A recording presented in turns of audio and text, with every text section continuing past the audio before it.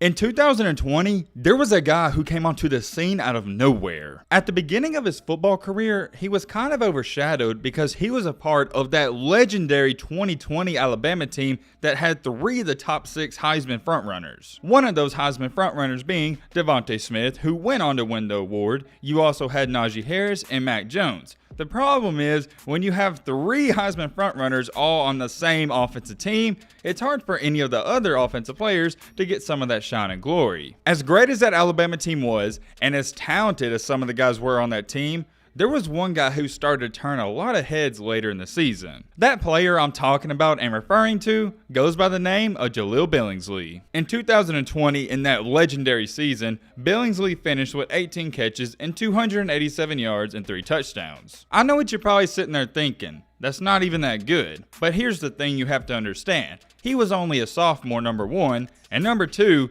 nobody expected him to even play. The fact that he got minutes on this Alabama team and they were using him more in later in the season, it told you a lot about his talent and how good he could eventually become when he was a junior or a senior. And like I stated earlier, when you have 3 of the top 6 Heisman fronters, not just on your team, but on the offensive unit, it's hard enough to get some of that attention and even get the ball. I don't want you to necessarily pay attention to his numbers too much, although yes, they do give you somewhat of perspective. They don't tell you the entire story. In 2020, if you saw him play in any game, you could clearly see that he had some unreal talent for the tight end position that not too many people possess. Billingsley is what I would like to call and label a rare talent that you're only going to see once in every 5 or maybe 10 years at the tight end position. I really want you to think about this and let it sink in. We're talking about a guy who was roughly 6'5", 230 pounds, and had wide receiver speed at the tight end position, and he was also strong. And arguably the best part about his game is that he was a mismatch everywhere on the field. If you put a linebacker on him, he's just going to blow right past him. But if you put a cornerback on him, you can just throw it up because he's too tall. Not only did he have great and outstanding footwork, but he rarely dropped a pass. It seems like I'm ranting and raving and hyping this dude up, but if you want me to be honest, I'm not even hyping him up, I'm just telling you the truth. Here's the best way to describe him in 2020.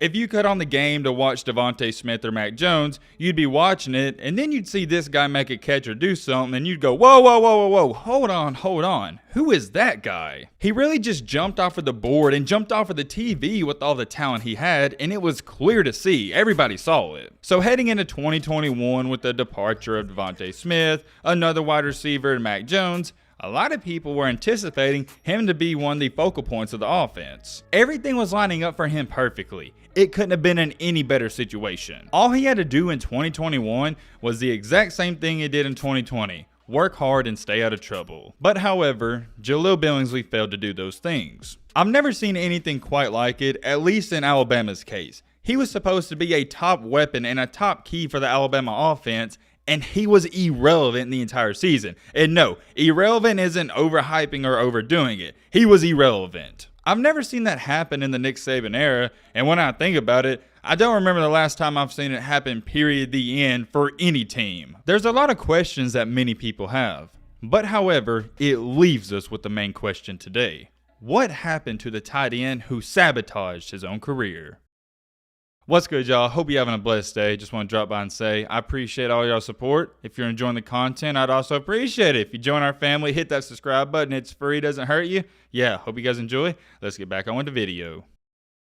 Jahleel Billingsley's story is sad, but it's also a great example of a quote a ton of people love. Hard work beats talent when talent doesn't work hard. Although it's an overused and a corny quote, it tends to be true more times than not. And I'm also 99% sure if you're an athlete or a former athlete, if you played high school or college sports, your coach has said this at least one time. To get into Jahleel's story, you already know. We gotta throw it all the way back to where things started. Mr. Jahleel grew up in Chicago, Illinois, where he attended Wendell Phillips Academy High School and he played football and basketball. I'm not gonna waste too much time talking about his high school career. He did play basketball, but the sport he was best at was football, and it wasn't even close. Coming out of high school, when it was all said and done, he was regarded as a 4-star recruit at the tight end position. A little fun fact about him is that he's the first recruit to sign with Alabama since 1997 from the state of Illinois. At first glance, I thought that was an odd stat, but I mean, when you think about it, Illinois is not known for producing top recruits,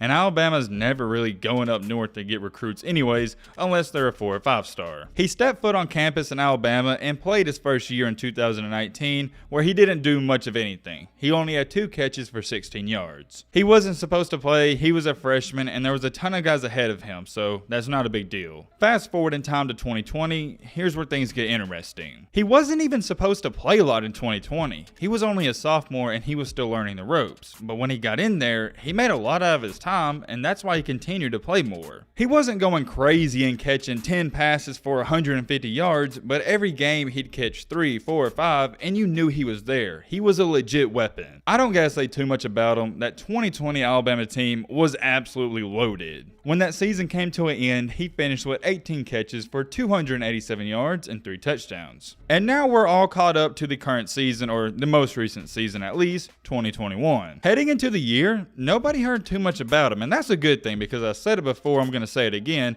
Sometimes no news is good news. Unfortunately for Billingsley, about a month before the season, this happened. Right before the season started, in early August, it was noticed by some of the media outlets that Jahleel Billingsley was falling down the depth chart for the tight end position. Obviously, this was a major red flag because he was all SEC second team and he was projected to be the star player. After one of Alabama's practices, Nick Saban was asked about this, and I'll just let you take a listen to what he said. You know, this is not a democracy. Everybody doesn't get to do what they want to do. Everybody don't get to do what they feel like doing. You got to buy in and do what you're supposed to do to, be a part of the team and do the things you need to do in practice every day. Sense of urgency, play fast, execute, do your job. Everybody thinks it's just about playing in the game. It's not just about playing in the game. They watch practice film. They watch guys every day. You guys on ESPN, you evaluate what happens in the game. But they evaluate what happens every day, what you do every day. So what are you doing every day to create any value for yourself? But you got to create value for yourself so that your teammates and everybody gets confidence in you, so that you can, you have their confidence when you go out there and play. And that's up to every player on the team. I don't make that decision for everybody on the team. I try to get them to do it. I try to point out the importance of them doing it, but it's up for them to do it. It's up to them to do it. So, maybe that's not my question to answer. Before we go any farther, I gotta throw this in there. I love Nick Saban. He's not only a great coach, but he's a great motivational speaker, and I think that goes hand in hand. A lot of things he said, even right there in that interview, you can apply to your everyday life. Like he said, you gotta create value for yourself so you can be valuable to others. Anyways, getting back on topic with this video and Jahleel, some would say he was calling out Jahleel Billingsley and he was sending him a message, and others were saying no, not necessarily. He was sending a message to his entire team. I don't really buy that he was sending a message to the team because this was before the year started. I think it was solely directed at Billingsley. It doesn't really matter how you feel about it, but there's one thing we can all agree on. Jahleel Billingsley was in the doghouse. You do not, and let me repeat, you do not want to be in Nick Saban's doghouse because once you get in, it is extremely hard to get out. You want to know why it's harder to get out of his doghouse than any other coaches? This may be harsh, but it's the cold hard truth. He doesn't really need you. If you think for a second that Nick Saban needs you on his Alabama team, you're out of your mind. If you don't want to work hard, obey by the rules, continue each and every day to strive to get better, he'll just plug in the next 4 or 5 star recruit. Or he may do one even better. He'll get a defensive player and convert him over to play your same position and almost do it better than you. That is exactly what Nick Saban did. He converted Cameron Latu over to be a tight end who played great and almost phenomenal for Alabama this year. I do want to make this clear. Do I think Latu is the greatest tight end ever? No, he's not the fastest, he's not the strongest, he's not the biggest, he's not the best at anything. But what I love about him and what Nick Saban loves about him is he gives it his all and he gives it 100%. Whenever you watch Cameron Latu play, you know what you're going to get. Whenever you watch Jahleel Billingsley play, you didn't know. He was inconsistent. I don't know if something was going on with him mentally or what was going on behind the scenes, but he was just never there this entire season. As an Alabama fan, I followed this story up all throughout the season, and I can still say it's one of the strangest because nobody knows exactly what went on. I did a lot of digging and a lot of research, and I'm going to tell you some of the rumors and what we do know. On August 8th in 2021, roughly a month before the season, it was announced that Billingsley wasn't even practicing with the team. This worried a lot of people, and obviously Nick Saban's going to get asked questions, and here's what he had to say. I think his growth has a lot to do with his level of commitment that I talked about before, in terms of doing the right things, developing as a player. He does have a lot of ability, he can be a positive contributor on the team. But he's also got to buy into the principles and values of the team and be a good teammate. Do the things that everyone else in the organization does so that he has the respect of his teammates. We're certainly trying to help him do that, and hopefully he'll be back out there with us in a few days. We'll see how that develops. So right there from those quotes, you can put two and two together from what Nick Saban is saying.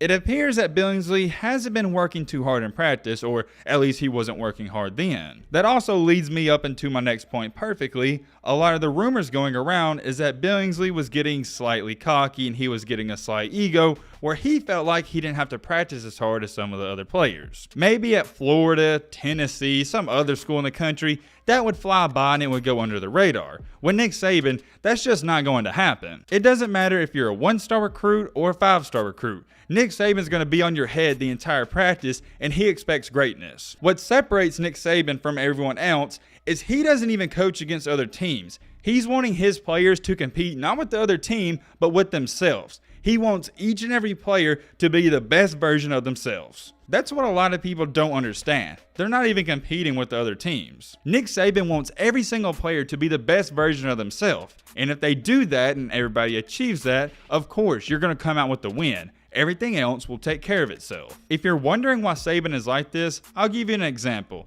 Let's say Jahleel, he doesn't work as hard. What's that going to do? Another player in the practice. They're going to notice that and they're going to feel like they don't have to work as hard either. And it's a domino effect. I don't know what was going through his mind. I'm sure he knows the tactics of Nick Saban, and I just don't understand why he thought it'd be okay for him to not work as hard. I'm going to tell you something. He for sure didn't think Nick Saban was going to convert over a defensive player to take his position. You want to talk about getting humbled? That right there is the definition. Some of you have more than likely noticed I haven't even talked about his 2021 season. There's a reason for it. There's not too much to talk about. He barely played. Oh yeah, I can't forget to mention, when he did play, he didn't even give it 100% effort. Anybody and everybody that watched Alabama play this year could clearly see he could care less about being there, and he wasn't trying. I wanted to see him do good, and I was rooting for him. But it's really hard to root for players that don't try and barely give it 50% effort. As an Alabama fan, I'm going to give you my perspective. At the beginning of the year, when Cameron Latu was playing a lot, I didn't like it because I knew Jahleel Billingsley was far superior and way better. But at the end of the year, I preferred Cameron Latu over Billingsley, and it wasn't even close. Why would I rather have Latu? Because Billingsley was dropping passes left and right whenever there were run plays and he knew he wasn't getting the ball. He wasn't even blocking his guys. He never, and let me repeat, never ran full speed on any of his routes, and even when he was open, he was dropping the passes like I said. He was terrible at run blocking, but even as bad as it looked on the field, the worst part about his game has nothing to do with his physical attributes. It was his attitude. His attitude and mentality was terrible, and you could see it all throughout the games. He just simply didn't want to be there, and I'm going to go out on a limb here and say he got his feelings hurt because Latu was playing so good. I did say earlier in this video, stats don't tell you everything, but these stats, they may just tell you how the season went. In 2021, he had 17 catches for 256 yards and 3 touchdowns. Do you notice something there? His stats in 2021 were worse than 2020. I'm not even going to say a word about the numbers, they speak for themselves. And what do you know, coincidentally enough, when the season was over only a couple days after, he announced he's entering the transfer portal, and that was a shocker to nobody.